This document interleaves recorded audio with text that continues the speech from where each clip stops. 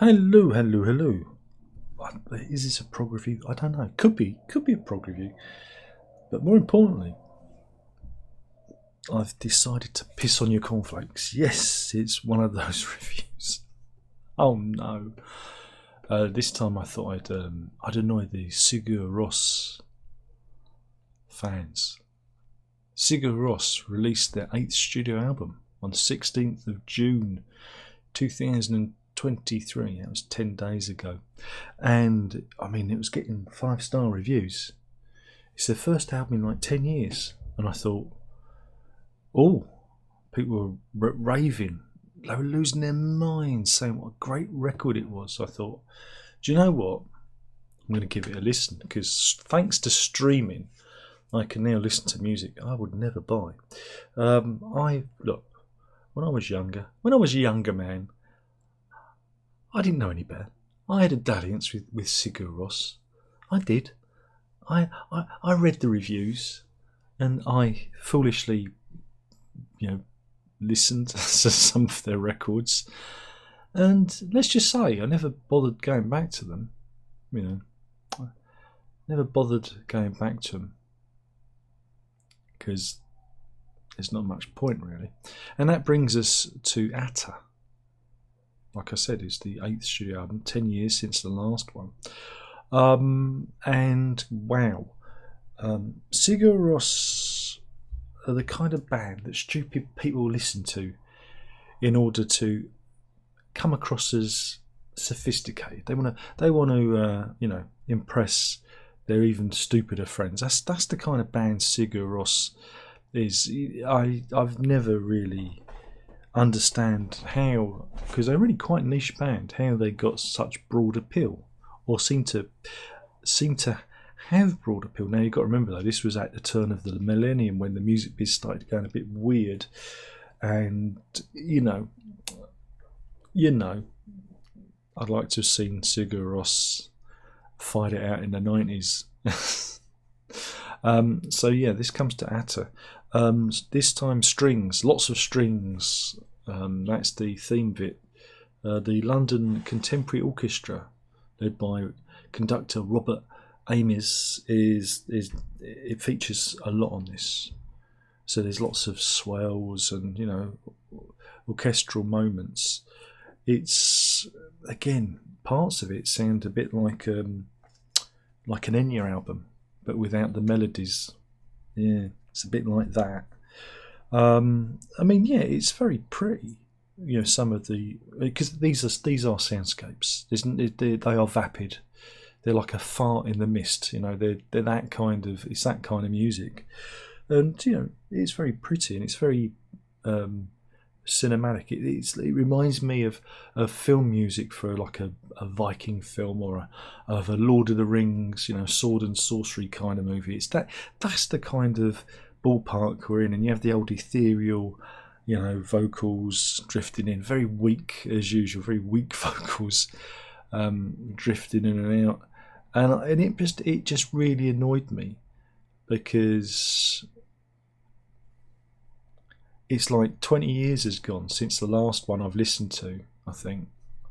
Well, I'll probably listen to more than that. I'm being unfair on myself. I think I listened to Tack, but I listened to that one and the one before that in '99. I listened to the first 4 albums, I think, and then I went. So reading that, oh look, they're still going. Maybe I should give it a go. And then I listened to it and thought, wow, 20 years has passed. And there's no real kind of progression here. The only difference is they're using orchestral textures, but it's slowed down. It really is music for dinner parties. It's one of those kinds. It's very ambient. It's very ambient. It's described here as post-rock. This ain't fucking post-rock. This is post-music. This is, like I said, it's barely there. It's just it's barely there. So yeah, like I said, I listened to this on the dog walk, and as I walked, I got more angry. I became more. Could I give this a 5-star review? And I shouldn't really. Metacritic has got gave it a score of 82 out of 100. Yeah. Robin Murray of Clash stated that Atta picks up where Sigur Rós left off, producing works of outstanding beauty, slow of pace yet rich in feeling, daringly melodic. Okay. And it's nearly 57 minutes long, so it drags a bit. it goes on a bit. But again, if you want to turn your brain off, again, it's one of those records. If you do really want, this would be good to have on in the background if you're writing or doing something else, and you just want something to burble along in the background. But as any kind of useful music, it's utterly disengaging, because there's barely anything to it. It's long, drawn out, sweeping chords. It's like clouds moving across the sun. It's like waves slowly lapping on the beach, but slowed down to the point of annoyance.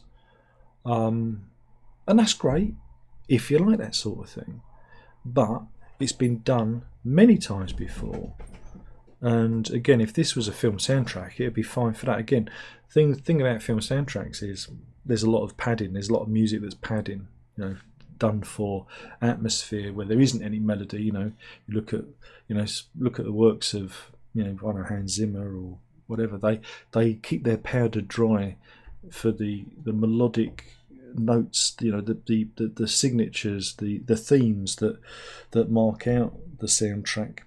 They keep that powder dry and use it sparingly, but the rest of the time it is more, holding music, and that's what this is. It's holding music, and would be great in a soundtrack. But to sit down and listen to this for fun, I do not know.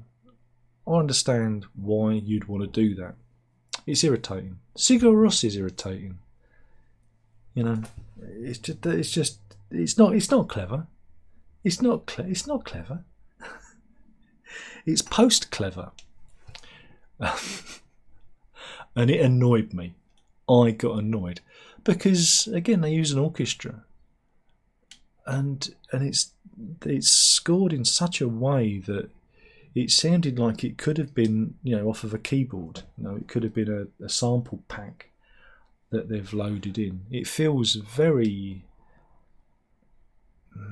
Again,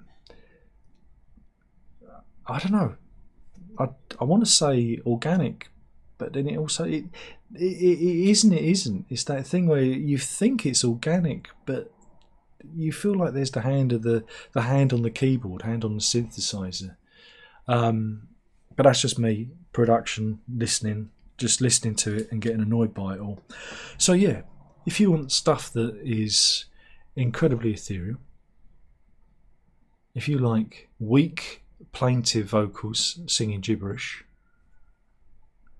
if you want a soundtrack for a movie that doesn't exist, this is the album for you. It's not for me. And I wonder how a band that's been going all this time, it's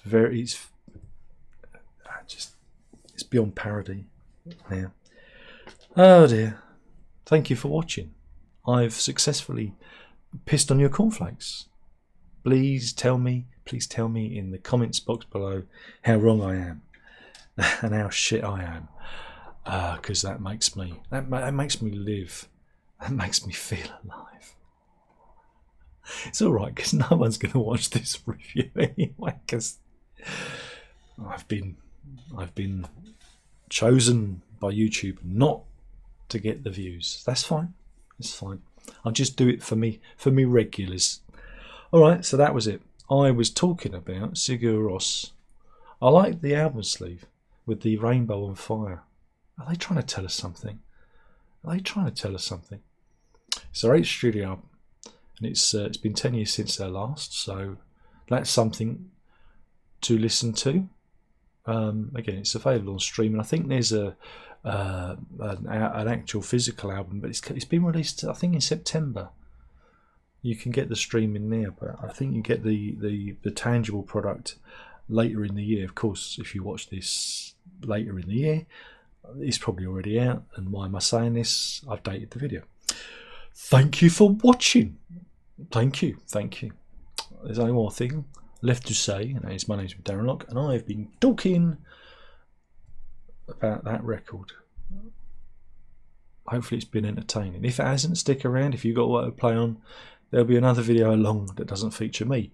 If you're lucky. If you're unlucky, it'll be another one of mine, and it'll be equally as dull. That's what I'm here for. PROG on!